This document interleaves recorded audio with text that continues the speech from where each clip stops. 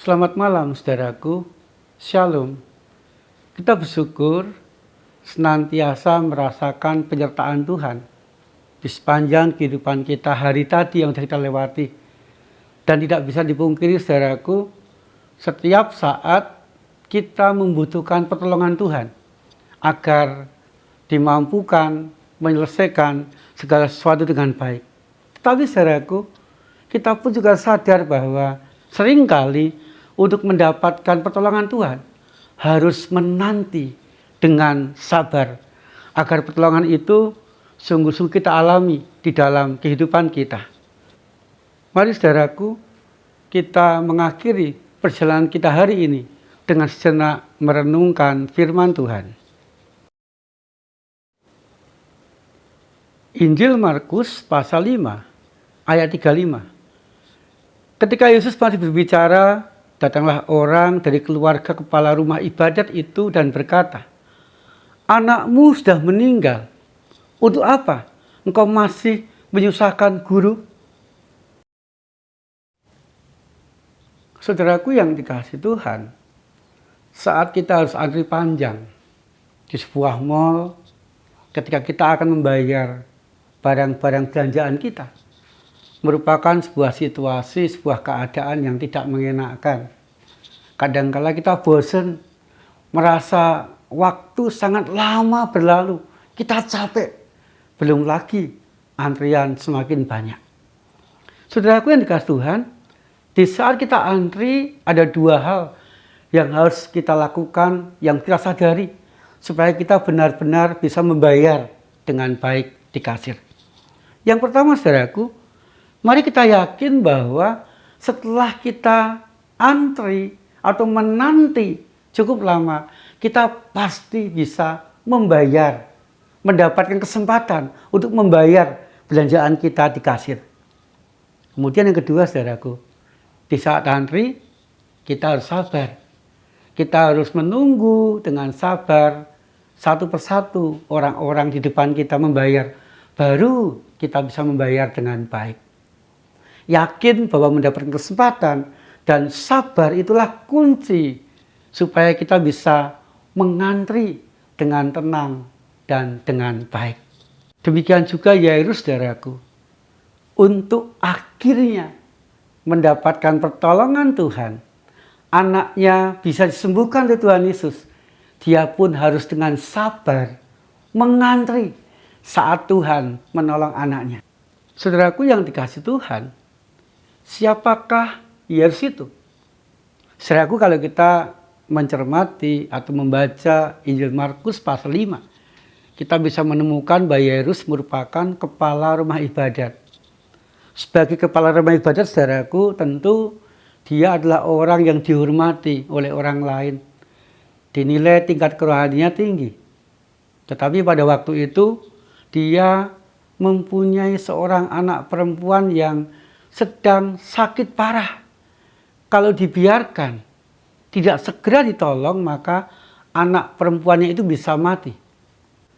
Tetapi saudaraku, saat Yairus berjumpa dengan Tuhan Yesus, dan dia yakin bahwa Tuhan Yesus mampu dan mau menyelamatkan, menyembuhkan anaknya, maka dia menanggalkan segala kehormatannya, menanggalkan jabatan sebagai kepala rumah ibadat, dan dia sujud di kaki Tuhan Yesus dan memohon-mohon, meminta-minta supaya Tuhan Yesus mau datang ke rumahnya dan menyembuhkan anaknya. Puji Tuhan saudaraku, pada waktu itu Tuhan Yesus merespon dengan baik, dan Tuhan Yesus mau pergi dengan Yairus ke rumahnya dan bersedia menolong anaknya. Tetapi saudaraku, Yairus harus menanti saat-saat kesembuhan anaknya.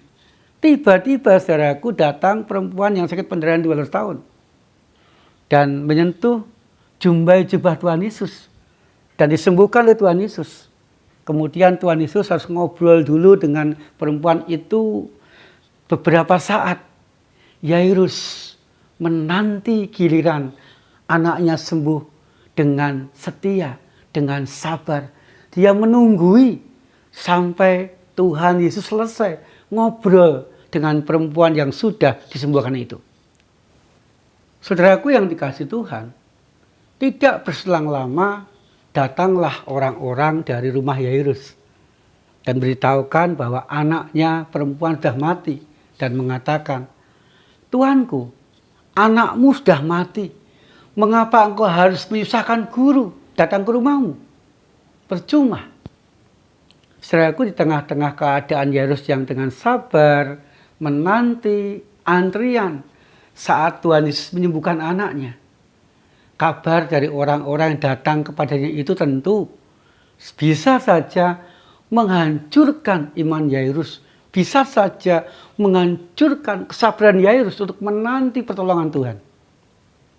Tetapi saudaraku, Yairus tetap yakin, tetap percaya bahwa Tuhan Yesus mampu menyembuhkan anaknya dari sakit penyakitnya.